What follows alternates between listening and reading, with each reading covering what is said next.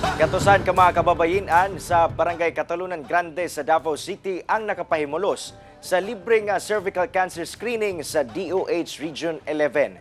Subay sa cervical cancer awareness campaign sa DOH, ana si Kapin 300 ka kababayen-an ang gipaubos sa cervical screening sa Barangay Catalunan Grande, Davao City. Sumala sa DOH, tumong nila nga mahimong accessible sa maong screening alang sa kababayen-an nga vulnerable sa maong sakit. Ang cervical cancer ang ikaduha sa common cancer sa kababayen-an nga makuha kung mataptan sa human papillomavirus kung HPV pinaagi sa pakikilawas. Ginaawag usab sa DOH sa mga ginikanan nga pabakunahan ang ilang mga anak nga babae edad 9 ngadto 12 anyos og human papillomavirus vaccine. Ato adjong iampingan atong lawas isip inahan ako na ako'y duha ka anak. Kailangan pod healthy po ko. Importante magpa-screening ang bawat kababaihan para ma-detect natin kung meron silang problema sa reproductive health.